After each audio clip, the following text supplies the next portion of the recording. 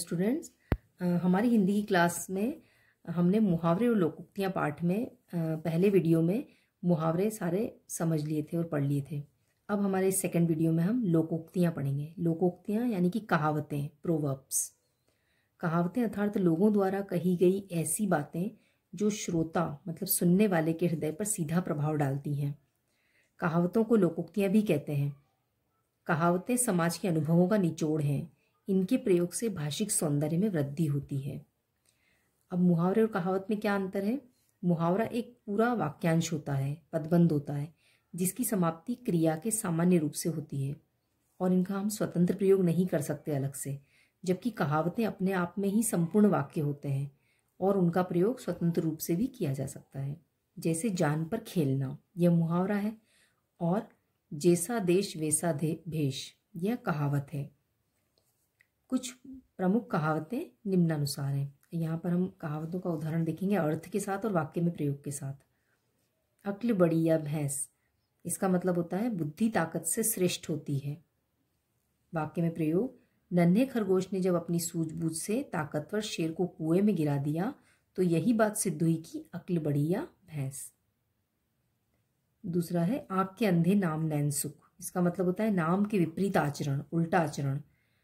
नाम है धनीराम लेकिन है बिल्कुल निर्धन, ये तो वही बात हुई कि आंख के अंधे और नाम नैन सुख। एक पंथ दो काज, इसका मतलब होता है एक ही समय में दो काम करना। मित्र के विवाह समारोह में उज्जैन गया था तो सोचा महाकाल के दर्शन भी कर लूं, अचानक ही एक पंथ दो काज हो गए। अधजल गगरी छलकत जाए, इसका अर्थ होता है ओछा मनुष्य दिखावा अधिक करता है। मेरे मित्र ने थोड़ी सी फ्रेंच भाषा बोलना क्या सीख लिया, अपने को वो बड़ा विद्वान समझने लगा। सच्ची कहा है कि अधजल गगरी छलकत जाए, मतलब ओछा मनुष्य दिखावा ज्यादा करता है। अंधों में काना राजा, इसका अर्थ होता है मूर्खों में थोड़ा जानने वाला। 10वीं पास मोहन अनपढ़ गांव वालों के बीच अंधों में काना राजा बन गया है। माम के आम गुठलियों के दाम, इसका मतलब होता है दोहरा लाभ। सोफा सेट व्यापारी ने बड़ी बड़ी स्पंज से सोफा बनाकर बेचा, फिर बचे कूचे स्पंज से खिलौने भी बनाकर बेचे। यह वही बात हुई कि आम के आम और गुठलियों के दाम। नेक्स्ट है अब पछताए होत क्या जब चिड़िया चुग गई खेत, इसका मतलब होता है कि जब समय बीत जाता है तो पछताना ही पड़ता है। वार्षिक परीक्षा में फेल होने पर समीर से कहा अब पछताए होत क्या जब चिड़िया चुग गई खेत। काला अक्षर भैंस बराबर, इसका मतलब होता है अनपढ़। आधुनिक कंप्यूटर युग में तुम्हारा काम कैसे चलेगा, तुम्हारे लिए तो यह काला अक्षर भैंस बराबर है। कंगाली में आटा गीला, मतलब मुसीबत पर मुसीबत आना। पहले व्यापार में हानि हुई, फिर बच्ची कुची दुकान भी बिक गई, इसे ही कहते हैं कंगाली में आटा गीला। चिराग तले अंधेरा, अपनी बुराई खुद न देखना। मोहन के पिता शहर के प्रसिद्ध गणितज्ञ हैं और मोहन गणित में ही उत्तीर्ण नहीं हो पाया, ये तो वही बात हुई चिराग तले अंधेरा।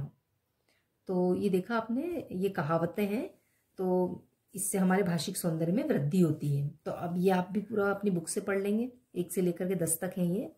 अब हम इसकी एक्सरसाइज देखते हैं। निम्नलिखित वाक्यों को मुहावरों के द्वारा पूरा कीजिए।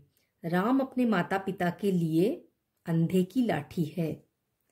रमेश पर अभी से अंकुश रखना, अन्यथा वह बिगड़ जाएगा। छात्र ने शिक्षक की बात गांठ बांध ली और अपने अध्ययन कार्य में जुट गया। विदेशों की गगनचुंबी इमारतें आसमान से बातें करती हुई प्रतीत होती हैं। सुंदर हस्ताक्षर हमारे व्यक्तित्व में 4 चांद लगाते हैं। अब दूसरा वाला प्रश्न देखेंगे। निम्नलिखित वाक्यांशों के लिए उचित मुहावरे लिखिए। असंभव कार्य करना, इसका मतलब होता है आकाश के तारे तोड़ना।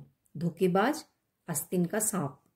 बहुत दिनों बाद मिलना, ईद का चांद होना। अच्छी तरह याद रखना, गांठ बांधना।